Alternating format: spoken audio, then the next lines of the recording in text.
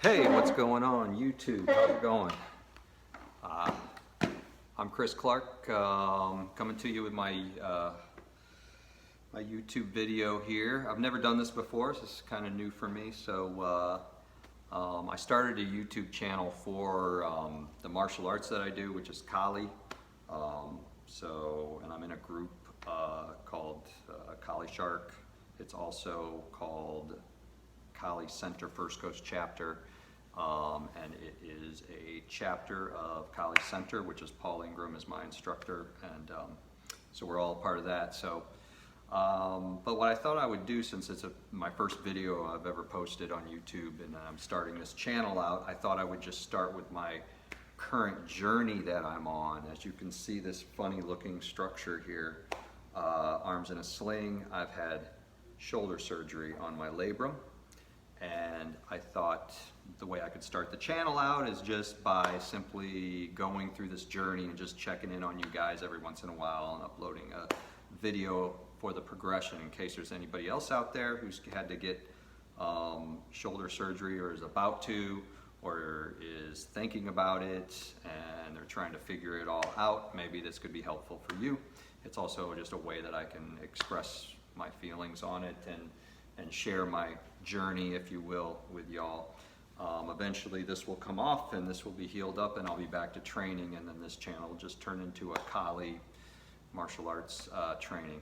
If you don't know what Kali is, it's a Filipino martial arts, and it's all based on the blade, if you will, but it's stick fighting as well. So we get a lot of shoulder rotations. This is my okay shoulder here, kind of demonstrating the movement that we do a lot of. So there's a lot of rotation with the shoulder and stuff like that. And basically what I'll do is, I'm at 2.5 weeks after my surgery right now. So what I'll do is I'll just take you back to the beginning of it and explain what happened to me and bring us up to date on what's happening now. So basically we go back to 2018, I think, something like that. It was actually my first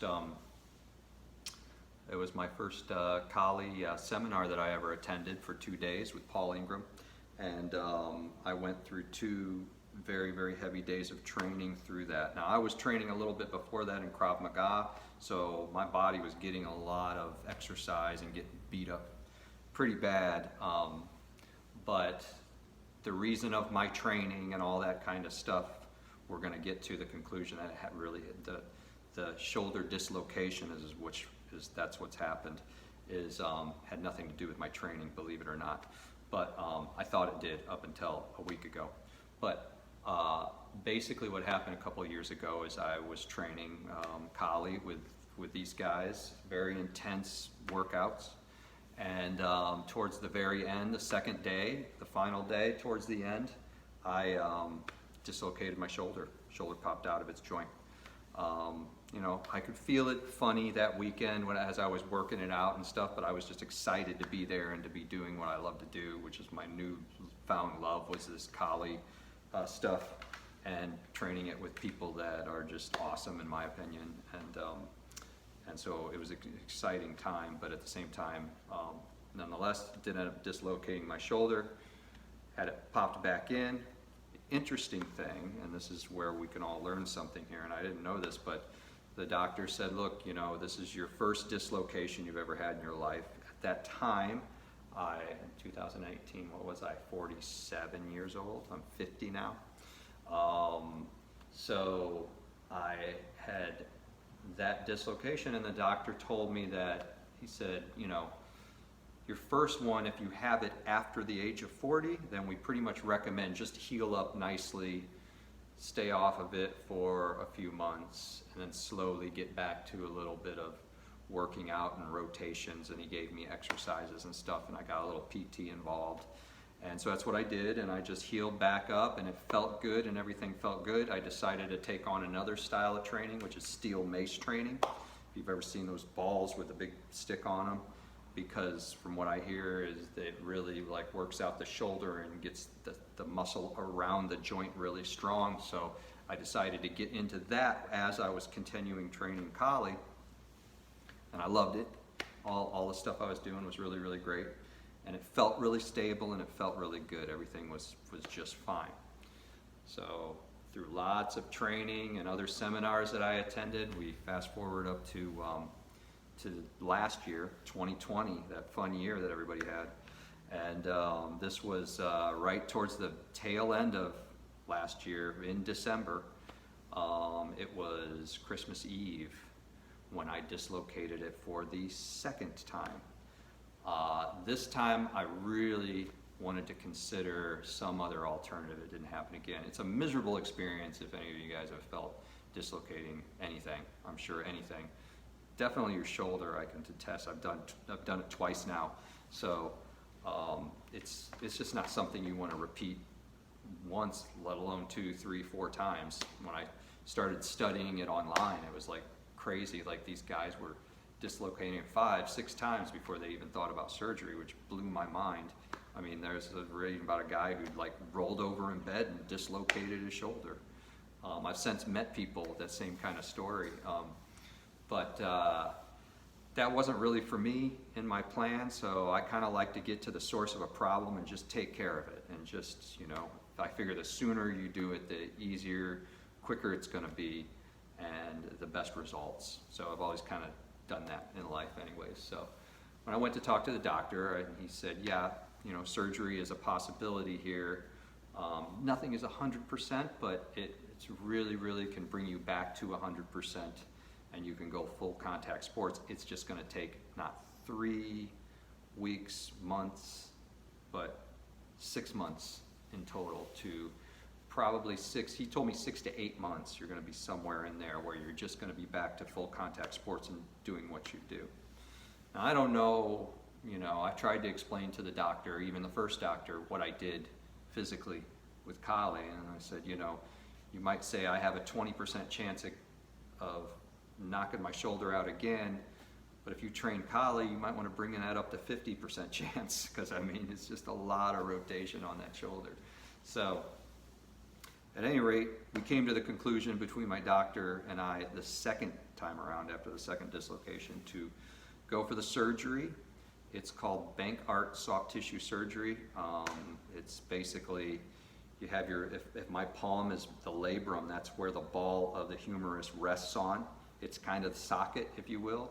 I hesitate to call it a socket because it's like the weakest socket on your body. It's actually not a very good design. It's this giant ball sitting on a plate, basically, or a very shallow bowl, if you will, setting there. So you can imagine it's almost like someone explained it's equivalent to a tee and a golf ball.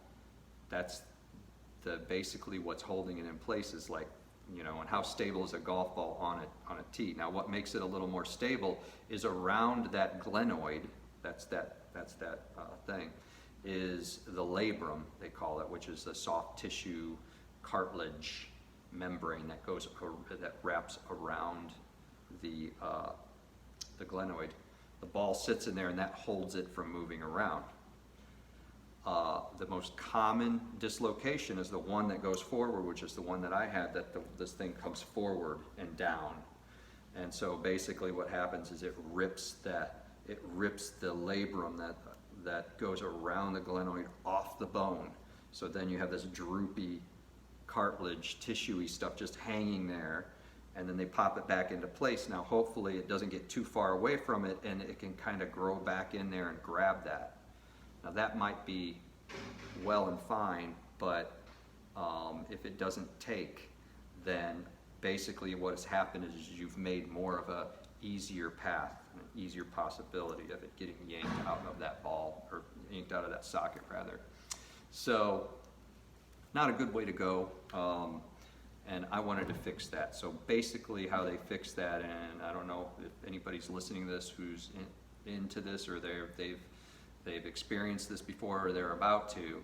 Basically what they do for my particular one is I didn't have any rotary cuff issues, which sometimes this usually comes with that. So you get kind of 2 surgeries in one a little bit, where you get labrum Bankart surgery and you also get rotary cuff surgery. I was fortunate where I didn't hurt my rotary cuff. It was all about the labrum. So what they were going to do, or what they did do, is they put a couple of drill holes into the bone of the glenoid, and attached to those screws that they put in there when they drilled into it, they put screws in it that had sutures hanging out of it like little strings. And you can look this stuff up on YouTube. There's tons of stuff for it. And it grabs that hanging, drooping glenoid, because there's a tear in it right there, or not glenoid, but labrum, and it sutures it back up against, so then it's laying flush against the bone again. And there's usually 2 to 3 or 4, it depends on how severe it was. I'm not sure. I think I had 3 in, actually. And then you let that sit in there, and that's why you have to wait 6 months. You don't want that ball moving around and rubbing up against that, because it needs to sit on your glenoid bone, and the cartilage that's there is now sitting up flat against there of let's say this is the bone and this is the cartilage. It's pulled up against there through little strings, and it's holding it there. You don't want to disrupt that or move that around too much. You want to leave that alone. And what happens is they grow little fingers, and they start to do this thing, and then they grab on tight. And that takes about 6 to 8 months, apparently, for your body to produce this little relationship here. Then once that happens, the actual sutures actually within a year's time, I think they said, just disintegrates into your body. And then you should be good to go, and it should be back to 100%. That's the idea. There is a chance I don't get full rotation on my shoulder over here, where I might not be able to go back like this, which is a little tricky, because what we do in Kali is we like to what we call full chamber, where we're all the way back here, where our legs out here. I might not be able to do that. I might have to be here somewhere. I mean, that could be a possibility. I can live with that. I can work with that. It's a mechanic that I'll just have to develop and get used to in my training, but that would still be a doable thing for me. But I'm hoping to get full on 100%. The doctor said I've got a pretty good chance of that, and being given my health and my drive to want to fix this thing. But for now, for this year, I'm kind of taking the season off. I'm still training on my left side a little bit and doing some of that stuff. I'm actually hosting a seminar with my instructor coming down. I'm just going to be the host with the most, rather than really participate in the actual bump and grind of it, which is going to kill me pretty much, but I'm just going to keep myself busy and just try to help everybody out and all that kind of stuff. But anyways, so that's why I ended up how I ended up, and why I have had the surgery. That was on January 26th. My 50th birthday was January 25th, so I just turned 50, and the next day I got holes drilled in my arms. Basically, there's 2 holes. It looks like a bullet hole, almost like I've been shot. There's one like right there, and then there's one there. It's like an entrance wound and an exit wound, or the other way around. And they're just about that big. It's pretty amazing what they can do now. So let's get into it. So when they gave me the surgery, so when I went in for it, first thing that happened was I get there, I fill out all my paperwork, I put the money on the line, all that kind of stuff. And they told me not to eat anything that day, so I was very, very hungry, but it was like 2 o'clock or 2:30 or something like that when my surgery was. So I go in there at 1:30 or 1:45 or something, fill out all the paperwork. I get in there, and then they have me put on my gown and all that kind of stuff. And the first thing they do is put an IV in my hand, so they can get me nice and hydrated and do whatever they need to do, and put whatever vitamins in me or whatever it is that they do. And it also is a drip feed, so they can give me a little something to make me not feel pain so much. Because the next thing that they have to do is they have to take this needle and put it in my neck and hit a nerve blocker, and it blocks the nerve that goes from here down into the arm. That's the nerve that goes through there, and they inject that with whatever nerve blocker solution it is, and it basically makes your arm feel like it's gone. It doesn't tingle, certainly doesn't hurt. It just feels weird because it's just not there. And it's like one of those things where you can touch your fingers and go, these aren't my fingers, these are someone else's fingers. And this thing, I was told, that's gonna last anywhere from 36 to 48 hours. So after the surgery, I just had no arm, is what happened. So I went in and I got my surgery, and I went in, well, first of all, I might as well explain it just in case somebody is going through it. They take me into the surgical room. They were very nice there. Everybody was like very nice and very talkative and making sure everything understood. And it's really important, and I noticed they were really, really important was they wanted me to tell them over and over again which shoulder are they doing the surgery on. They kept asking me that before they gave me the blocker or anything, so I'd have to tell them it's this one. They knew that. They just wanted everybody to know. It's kind of like when you work with guns or something and someone keeps checking the chamber, make sure it's empty, showing everybody, you know what I mean? They want to get the right limb. I would imagine it's happened where they've gotten the wrong one before, I'm sure. But take me in there, that I'm on my bed with wheels that they wheel me in on, whatever you call those. And then they pick me up and transfer me over to the surgical bed, which is this really odd, uncomfortable bed. And they had my arm laying, I can't even describe it. It felt like it was too small for me. Like I was like, ooh, I felt a little unbalanced. They strapped things over my legs, I think, from what I remember. But they were being very nice and calming, and then they had music playing, just standard, whatever, classic rock or whatever playing. And I'm sure that's all just to calm you down a little bit for what's about to take place. Then and I felt pretty good through the whole thing. They actually did a really good job in keeping me comfortable and reassuring me, look, you're not gonna know a thing, it's just not gonna be a problem. And as they're talking, then they give me the stuff, the anesthesia, and then I wake up and I have my strap on.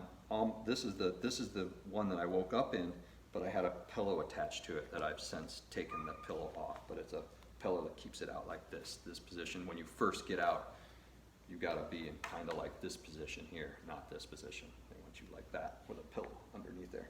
And then there's a rubber ball right here, so when you start to get feeling back, you can start squeezing that ball to get muscles going in your forearms and your fingers and stuff. They want you, as soon as you're able to, you can do that. But I will tell you that the blocker that was in my arm, there was no, it's like paralyzed. It's not like, how when you're numb, you can still move that thing, you just can't feel anything. It's like no connection, none. You can't take this hand and wave or anything. You just can't do anything with it. It's just dead. But at any rate, so I woke up. I was in zero pain. There was no pain. I was just very groggy from the stuff.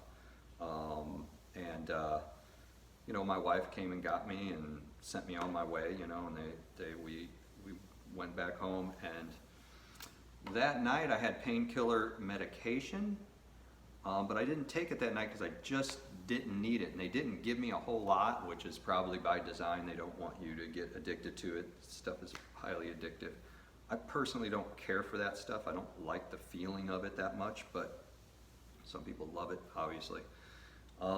But I can see how you get a dependency of it too, But I didn't take any that night, and I don't know why. I was pretty exhausted from the experience. It's kind of freaky, So the one thing that they tell you to do is to lay in they say ideally if you have a recliner chair, that's the best way to sleep for the first couple of weeks, is sleeping in a recliner chair. Something about the way the blood sits and the way your arm sits.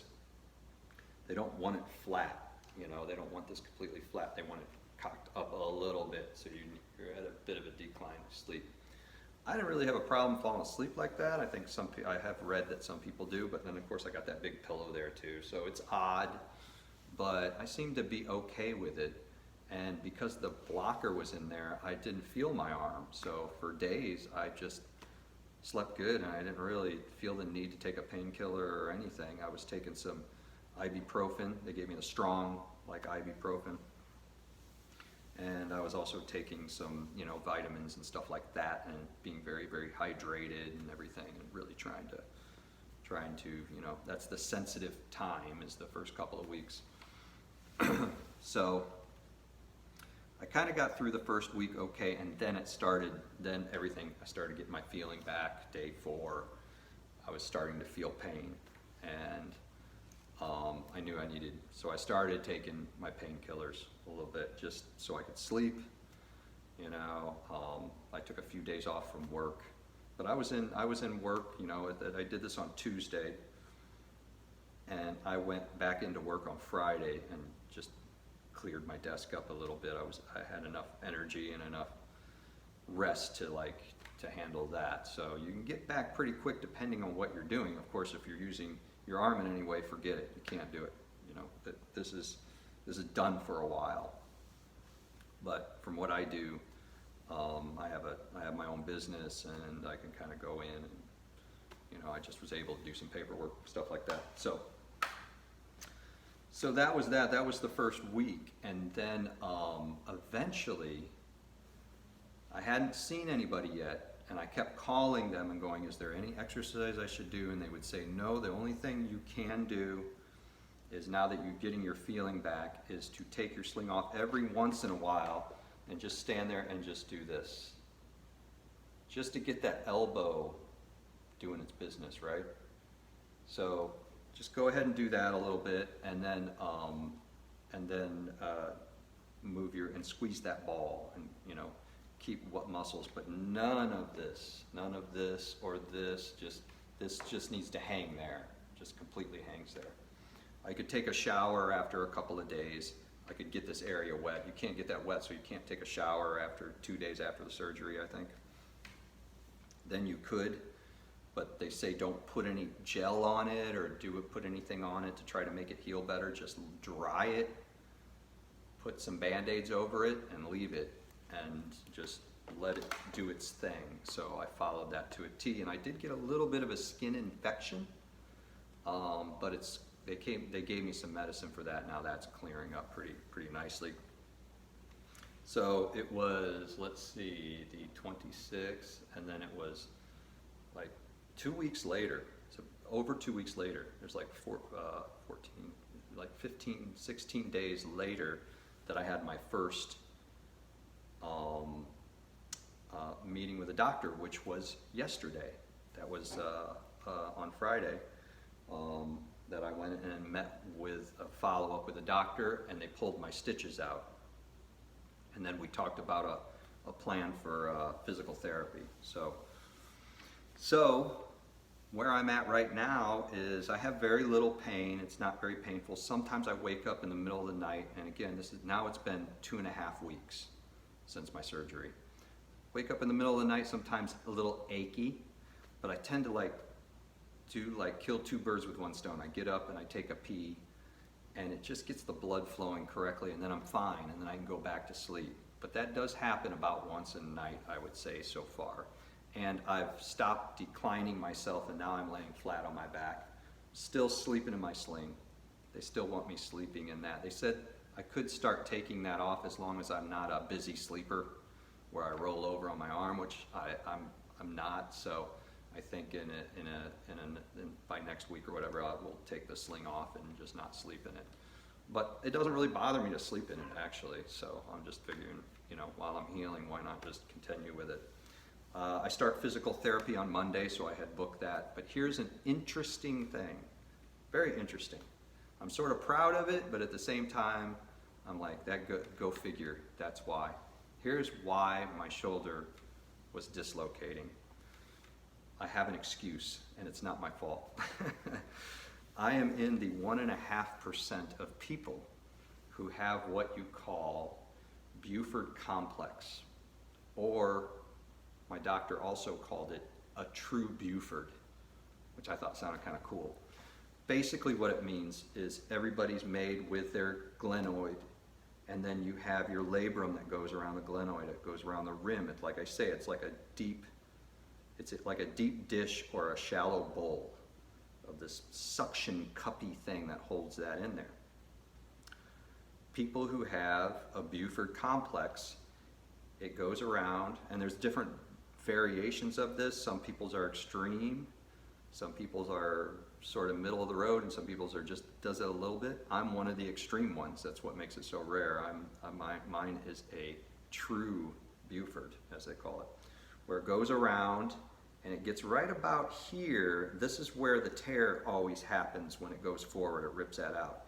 Right about there, just almost beyond where that tear is, it starts dipping back behind the glenoid. It does a loop and then comes back, and then it just gets back on track. It almost takes like an off ramp and gets off the road and loops under the overpass, comes back around and jumps back on the same road and loops around.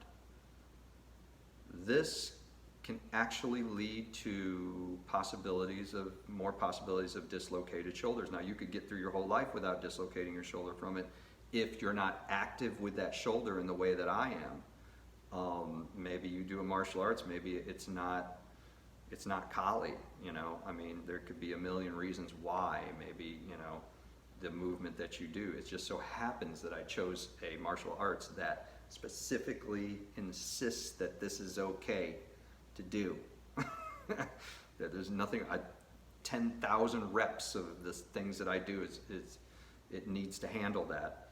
Well, with a Buford complex or a true Buford, not a good choice of martial arts for that, but it is what it is. Now, this thing's sewed back up, and it's sewed back up to its proper place. So that it was all ripped off, now they've sewn it back up. So this is now, my understanding is I don't have that on this particular shoulder. I might have it on this one, who knows? But that's the way it is now. So it's a little fascinating, and a lot of times when people dislocate their shoulder, it's because some really aggressive thing. Now, I just thought because of what I did that that's what caused it, but it's not the case at all. You know, when I did explain it to my doctor, and they're like, no, it was probably because of the Buford complex, and you know, you're just susceptible to it. And yeah, you know, that rotation over and over and over again at 10,000 times, you are going to pop that out eventually. That would have happened to you. So I started that particular martial arts late in life. So I was in my mid-40s when I started Kali. So it took me, you know, 3 years the first one, 5 years the second one. So, you know, and here we are. So that's my story that I wanted to put out here for anybody who's interested in that, if anybody has any questions about it. As far as the pain level now, like I say, a little bit at night. If I move it the wrong way, if I start doing any of this business or something, or if I start going out there, I can feel it, I can aggravate it a little bit, and it gets a little painful. I'm still doing an ibuprofen, you know, a nice strong one each day with my vitamins and lots of water. I am training on my left side a little bit, you know, just so I don't go nuts, because it's just what I do in life. And I'm still doing that, but I'm being very careful not to jostle the thing up and down. You don't, especially at this stage of the game when it's only been a few weeks, you know, maybe I'm not rotating it, but I don't want it being jerked around like that, right? You know, it's like doing, you know, jumping jacks or something that's jostling it. I don't want to do that. Well, definitely not jumping jacks, but anything where I'm jumping up and down and just jarring it. So I'm taking it very, very easy, and it's probably the least amount I've trained since I started Kali, because I used to do it daily, like a lot, and spend a lot of time with it. And I've literally been learning the magic art, just chilling out and not doing it. And it's driving me a little nuts. But this is what it takes, and this is part of the journey. And I kind of look at these things. I'm kind of an upbeat, optimistic person by nature, and I just go, this is part of my training. This is my test, is to get through this as best I can and come out 110%. So that's the goal. So yeah, I know that was a little long-winded. The next video I do will be a checkup, and I won't have to spend this much time to catch you guys up. If you're interested. So I thought maybe I'll do another video about after my physical therapy, which is Monday. I got one on Monday and I got one on Thursday. And I'll touch base with you guys maybe after the Thursday one or something and see if there's any new information coming around. But then eventually I'm going to get through this, and then it's going to ease into me just training Kali and probably having videos up of just a lot of cool people that I train with and stuff like that. And just, you know, if you're into Kali, if that's why you're interested in this page, that's coming. And I'll have some of that stuff in here too for people who are not. Maybe you're just all about, you know, you got to do the shoulder thing. So that's it. I'm Chris Clark. Thanks for listening. If you got this far, I appreciate it. The only reason you're this far is because you're probably getting the surgery and you're curious about it. All right. We'll talk to you guys later. Peace out.